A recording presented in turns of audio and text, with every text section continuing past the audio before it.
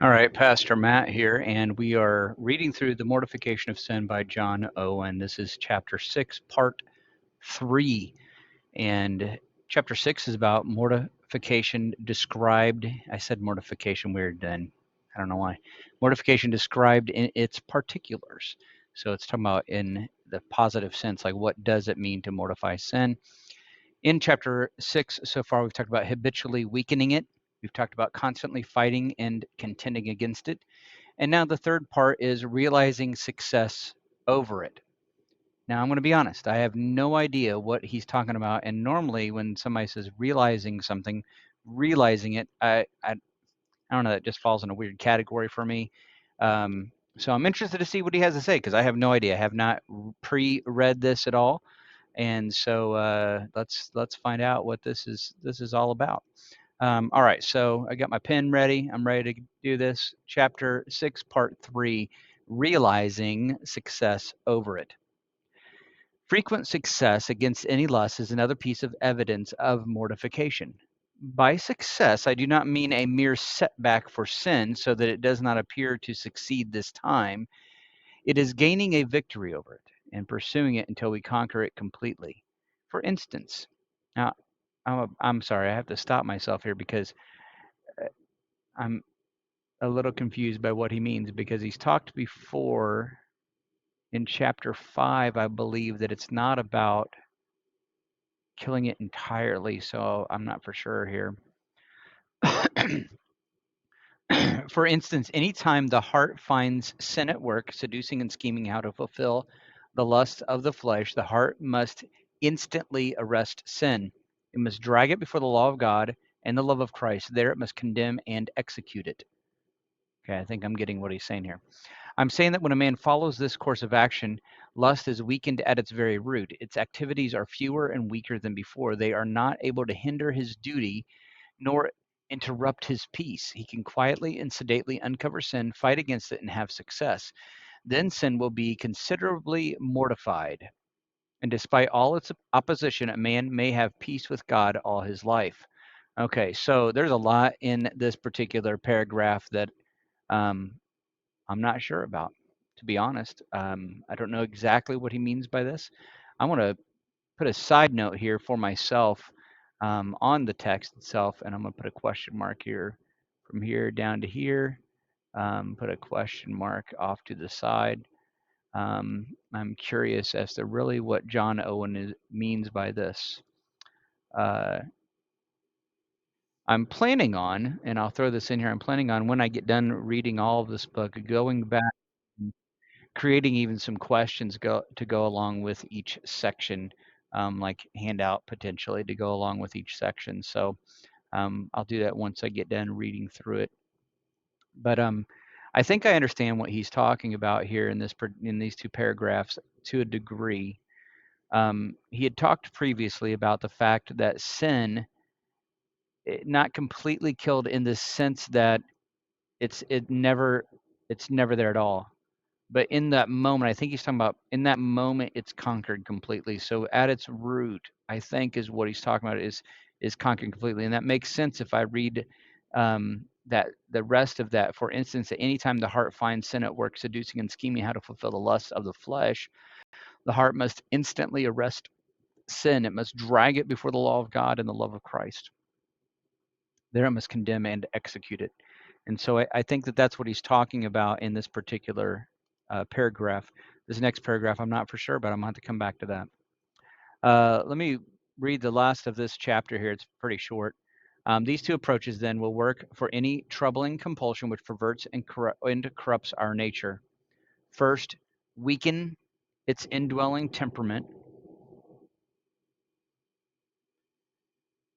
through which it attracts, entices, and drives us to evil and to rebel against God. This is done by implanting and cherishing habitual principle of grace that stands in direct opposition to it and ruins it. By implanting and developing humility, pride is weakened. That's a good example. Humility over pride. By patience, anger is weakened. By purity of mind and conscience, immorality is weakened. By heavenly mindedness, love of this world is weakened. These are the graces of the Spirit, and they are the same grace which is variously acted out by the Holy Ghost according to the diversity of our lusts.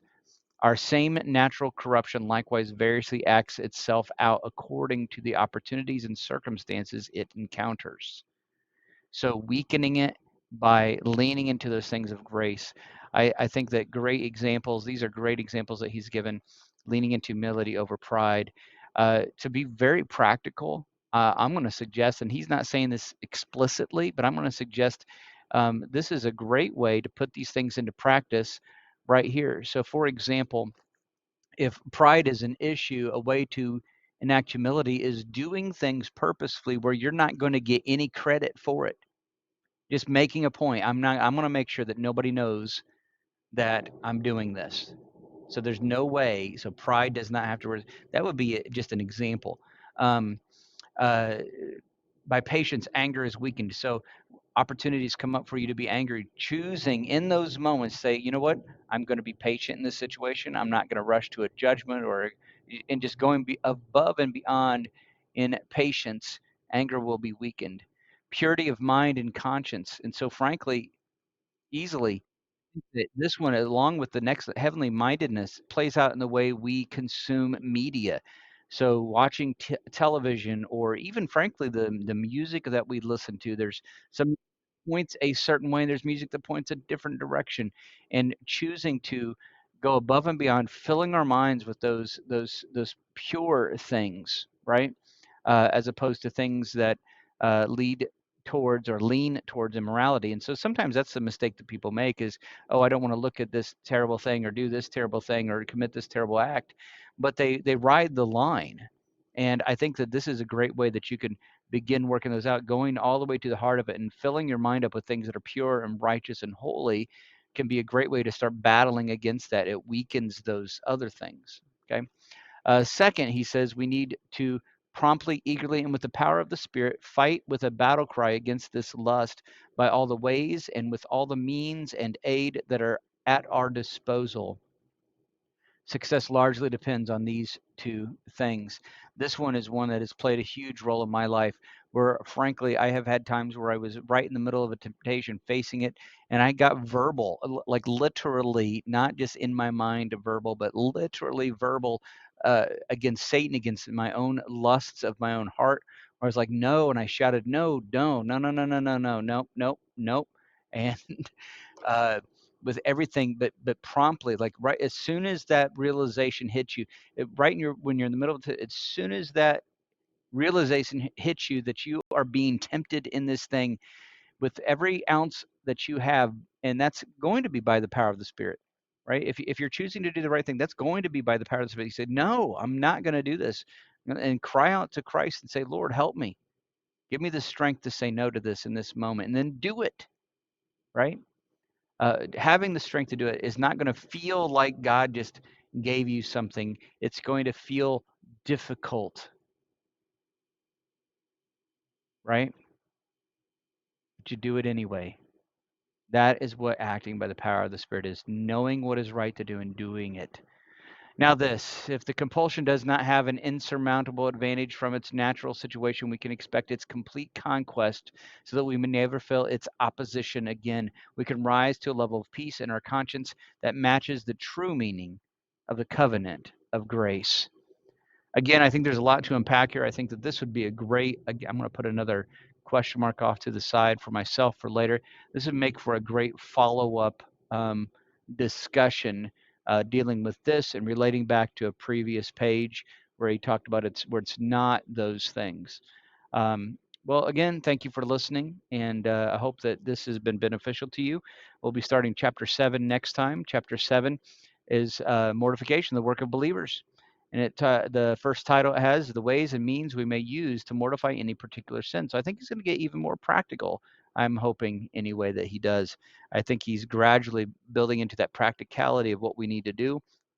And I think he will continue to do that. Well, again, like I said, thank you for listening. If you know how to subscribe or whatever that is that people do with these things, do it so you can be updated on the future releases of this book.